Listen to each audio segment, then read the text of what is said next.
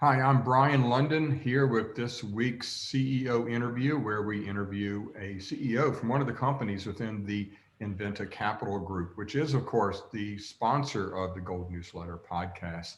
This week, I have the pleasure to welcome back Charles Funk, CEO of Heliostar Metals, and Heliostar's symbol is HSTR on the Toronto Venture Exchange. Charles, you are renowned for being one of the top young geologists out there, especially for your work with Vizsla Silver. And now you've got your own project here, your own company under your purview in Heliostar. And Heliostar is exploring and controls the Unga project in southwestern Alaska.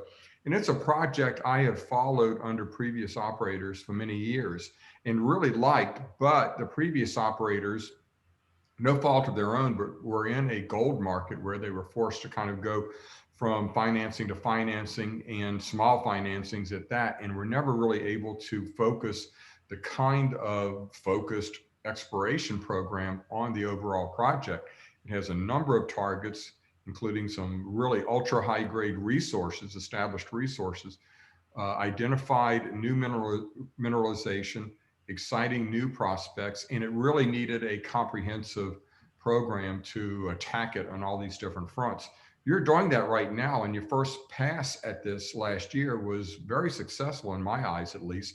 Can you give us a bit of a summary of what you were able to do last year? Yeah, thank you. First of all, your comments are very kind. It was a very busy year last year.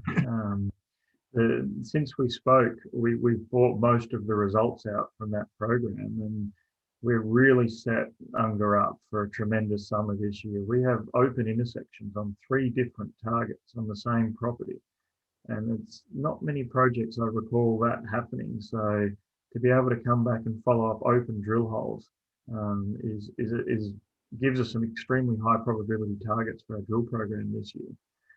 That probably let's start with the resource, the 384,000 ounces at 13.8 grams. So amazingly high grade. We drilled holes extending that, I think 11.6 at 11.6 meters at 7.7 grams, including 4 meters at 16 grams, and multiple intercepts in that 2 to 5 meter range from sort of 5 to 20 grams. So we got some really good drill results last year. The deepest hole at SH1 is 5 meters at 24 grams. So we've just got to do the basics, step out and expand. We think we could lift SH1 to that 0.5 to 1 million ounce range by itself.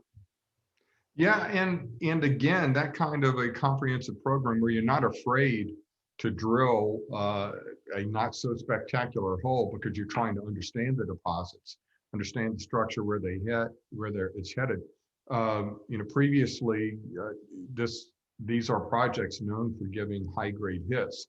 So a company may have been tempted to not step out much from those high grade hits and give the market something where that they could finance the company on in more production.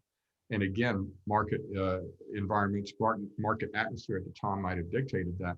But you're really coming through and making new discoveries as you go along, new understandings. And that kind of an organized, stepped approach reveals new targets along the way and new opportunities. Yeah, from my perspective, that's the only way you can explore. We want to show the district scale of the properties that we have because we only pick up big projects. It worked spectacularly for Vizsla last year, and so as focusing on Unger, that everyone had been focused predominantly on SH1. That the district is much bigger, and so we stepped out on some other targets.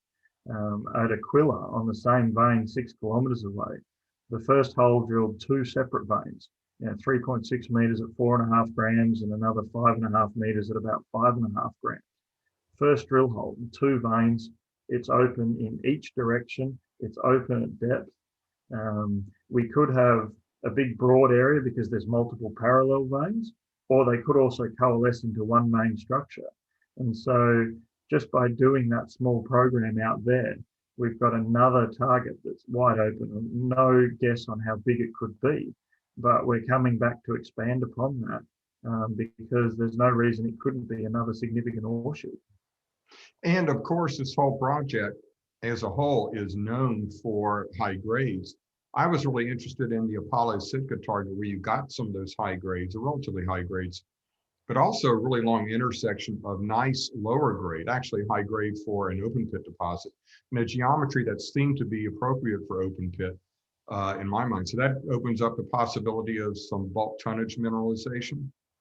That was very new for us, and it's one of those things that I don't think people fully understand the potential of, and I think we'll show that this year. So for people who haven't followed the story closely, the old Apollo mine was Alaska's first underground gold mine.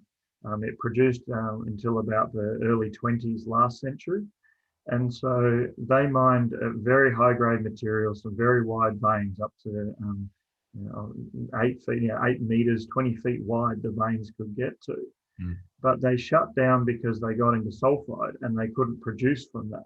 Today, that's very straightforward and represents a huge opportunity because all the material under the old mines is just sitting there and never been drilled.